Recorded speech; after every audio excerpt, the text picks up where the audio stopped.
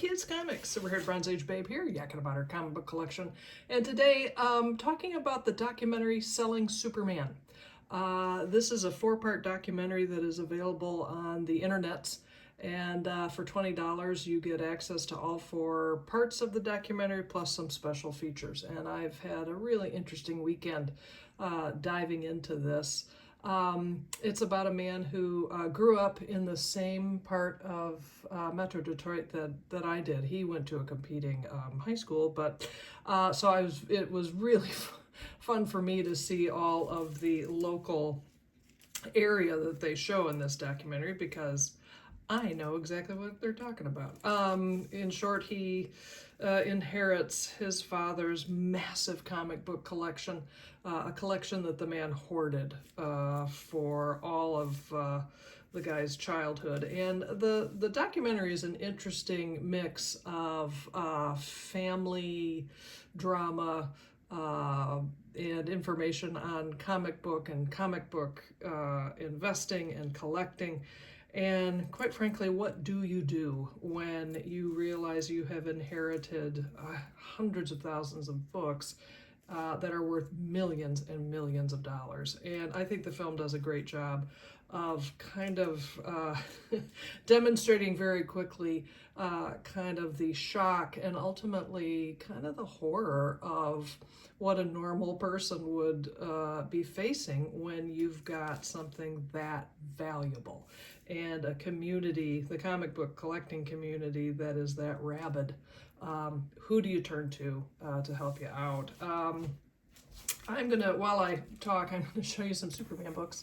I actually got this because Magic Lasso had suggested this last time I was on his the Fanboy show, and we were talking about Superwoman, and this is from 1983.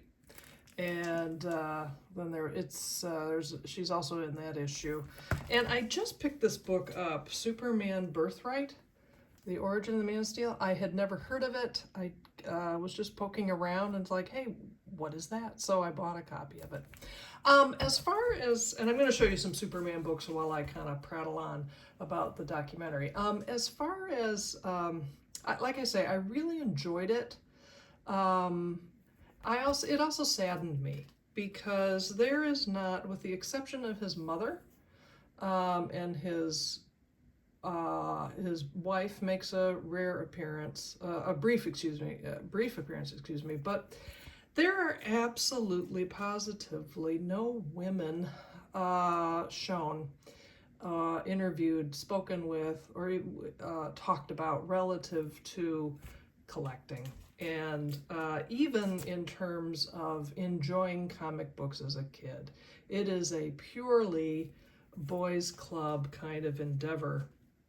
And if you were to only watch this documentary and knew nothing about comic books, you would think that girls had absolutely no interest in this and no part of it. And just, it was, we were invisible.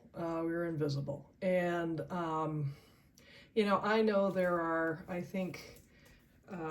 were ways for the documentarians to find some a woman or two, to chat about the hobby and the business, but they didn't do it. And I'm sad to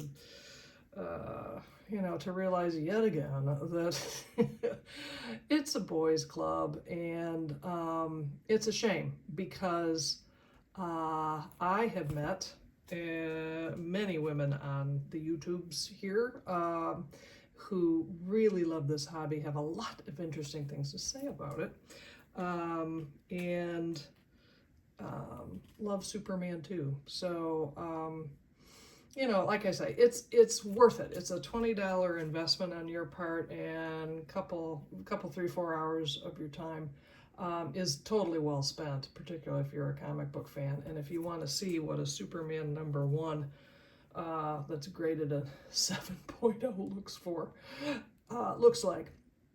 And also the big question that the film asks is, does he end up selling it? And I'm not going to tell you the answer, but the answer makes total sense as you watch the film play out. So again, selling Superman, I liked it. It's worth it. And you know, so from one Superman fan to another, pretty good movie. Well, that's all for me. Thanks so much for stopping by. I'll see you next time.